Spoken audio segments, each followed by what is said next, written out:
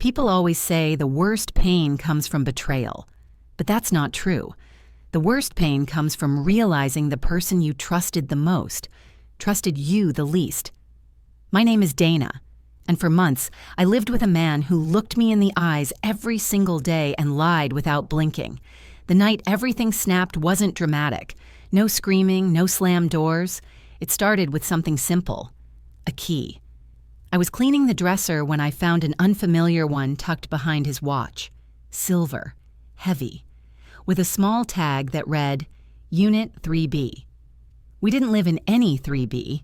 We lived in a house. So when my boyfriend, Noah, walked in from his late shift, smiling like he hadn't just worked a 12-hour day, I held up the key and asked, quietly, "What's this for?" He didn't flinch, didn't pause, didn't look confused. He stepped forward, kissed my forehead, and said, "Oh, that. It's from work. Must have slipped into my pocket by accident." A perfect answer. Calm, logical, neat, except something in me twisted, because I had never seen him carry any key other than his car, his house, or his office card. So I asked again, this time slower. "Noah, what is Unit 3B? He smiled wider. "Dana, you're overanalyzing again. It's nothing. Don't stress yourself." Don't stress yourself. For months, that sentence had been his weapon, his way of shutting down every instinct I had, his way of rewriting reality while keeping his tone warm, patient, understanding. But this time something inside me didn't fold. Something inside me whispered, "He's hiding something, and he thinks you'll never check." That key, small, innocent, quietly tucked away, was the beginning of the truth. And the truth was so big, so twisted, so unbelievable, that when I finally uncovered it, even Noah couldn't talk his way out. But to understand how everything fell apart, you need to know the version of him the world adored, the version he used to keep me blind. To the outside world, Noah was flawless, funny, charming, the kind of man who remembered birthdays, brought flowers just because, and helped elderly neighbors carry groceries. Even my mother said, "Dana, hold on to him. Men like this don't come twice." They didn't see what I saw, not because he hid it, but because he performed so well. He made me feel chosen, special, lucky. But he also made me feel confused. It happened slowly. Whenever I asked questions, he called it stress. Whenever I noticed inconsistencies, he called it overthinking. Whenever I remembered something clearly, he said gently, "You mix things up sometimes. It's okay." And he always said it with a soft voice, a patient smile, a comforting tone. He didn't yell. He didn't insult. He didn't explode. He did something worse. He made me doubt myself. Like the night he promised we'd go to my friend's birthday, then claimed I never told him the date, or the time he said he'd pay the electricity bill, then insisted I must have misunderstood when we got the notice. Little things at first, then bigger ones. But every time, he had the same innocent expression, the same calm voice, the same ability to make me feel irrational for even asking. And the scary part? I started believing him. I stopped trusting my memory. I apologized for things I didn't do. I kept quiet instead of questioning anything. I convinced myself he was right, that maybe I was too emotional, too forgetful, too dramatic.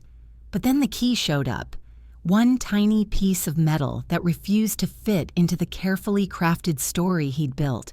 And for the first time in months, I didn't swallow his answer. I didn't explain it away. I didn't let him rewrite the moment. I listened to my instinct, and that instinct pushed me toward a truth so massive, it destroyed every lie he had ever told. The next morning, Noah kissed my cheek, said he had a busy day ahead, and drove off. But something was off. His goodbye smile was too quick, his voice too soft, his bag too full for a normal shift. So instead of going to work, I did something I had never done before. I followed him. I kept my distance, drove 2 cars behind, stayed far enough not to be noticed. He didn't go to the office. He didn't even drive in that direction. He went across town to an apartment building. My heart hit my ribs. The building had 3 floors, 2nd floor, 3rd floor, Unit 3B, the key. He parked, grabbed his bag, looked around, then went inside like he'd done it 1,000 times. I sat in my car, shaking, not from fear, but from clarity. He hadn't even tried to hide it. That key wasn't an accident. It wasn't from work. It wasn't nothing. He had a place, a secret place, a place I was never supposed to know existed. I waited 15 minutes, maybe 20. Then I got out of my car, walked into the building with my pulse pounding in my ears, stood in front of Unit 3B. My hand shook as I lifted the key. It slid in smoothly, too smoothly. When the door opened, I didn't step inside at first. I listened. I heard laughter, a woman's voice. I froze, not because I didn't expect betrayal, but because the voice was painfully familiar. My best friend, Lila. No, no, no, no.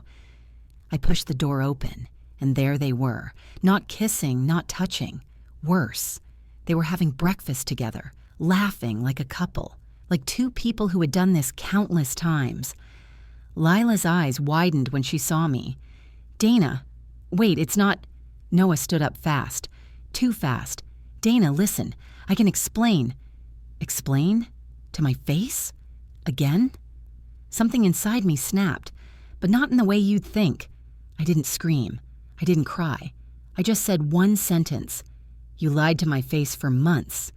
His mouth opened, but before he could speak, I walked out. Because I finally understood. The truth wasn't just betrayal. The truth was premeditated, organized, repeated, and that meant my revenge needed to be just as deliberate. Leaving the apartment felt like walking out of a nightmare, but the real nightmare was what I found next. Because once I saw Lila and Noah together, I needed answers, not emotional ones, but factual, cold, hard, undeniable. So I went home and started digging.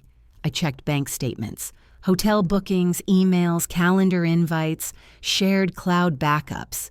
And what I found was horrifying. He had been living a double life, not with one woman, but 2.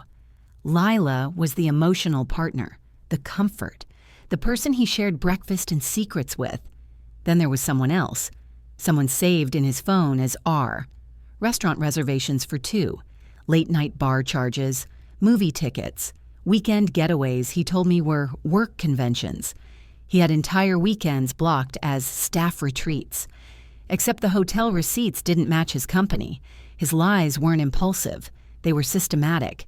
He'd built a schedule around it, planned his excuses, used my trust like currency.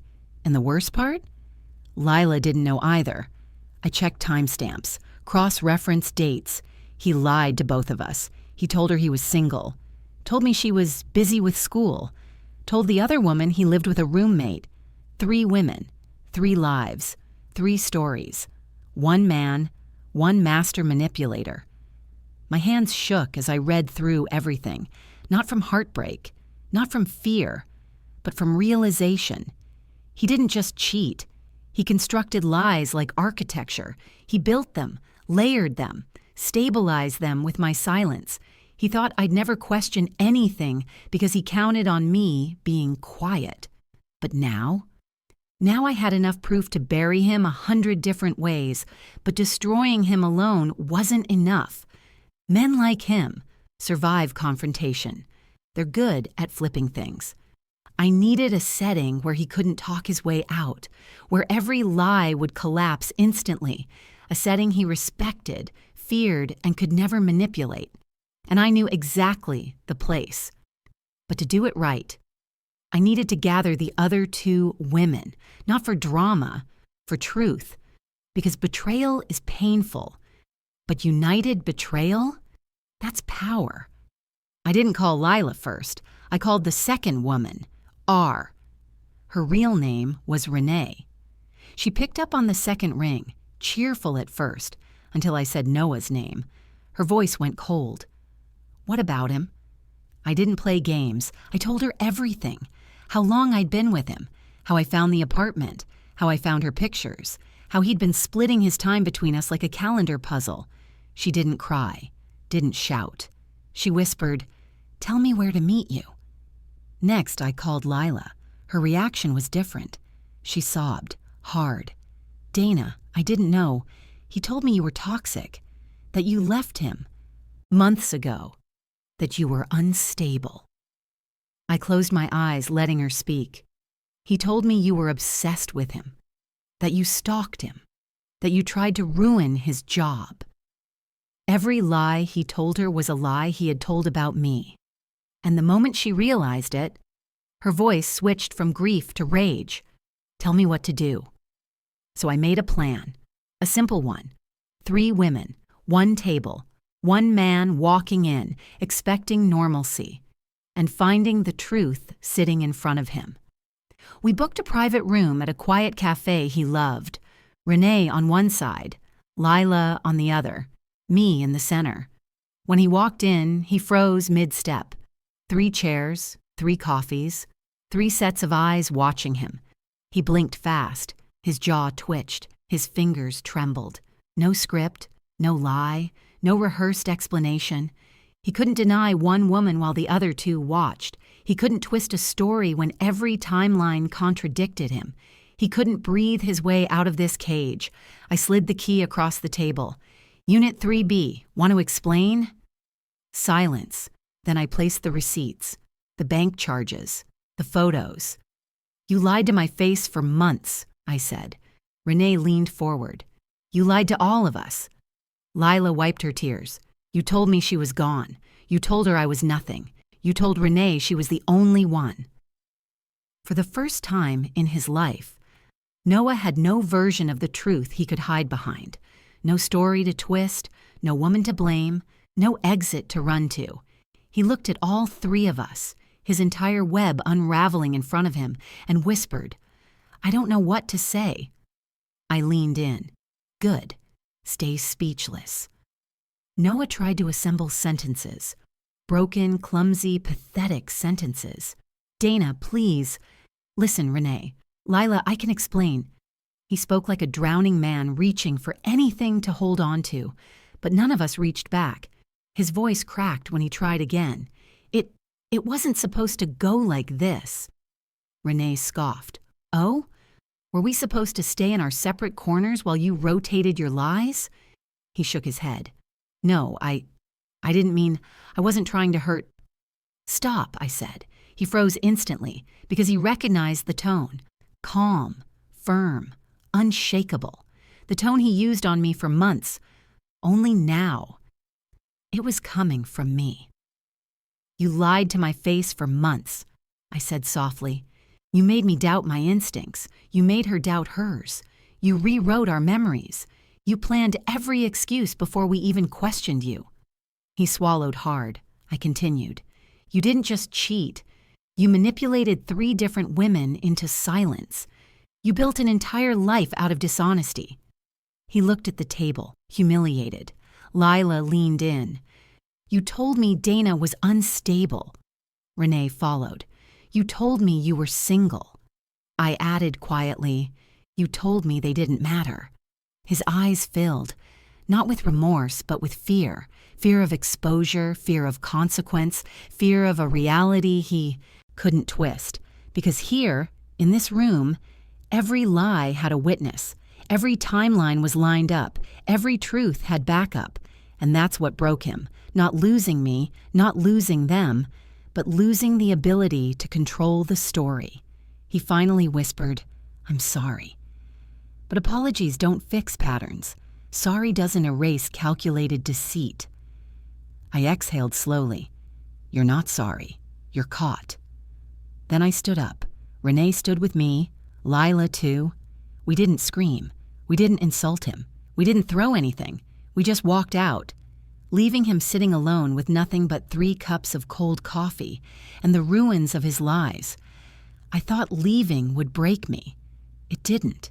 It rebuilt me. I slept through the night again. I stopped doubting my memory. I stopped questioning every instinct. Lila and I repaired our friendship, slowly, carefully.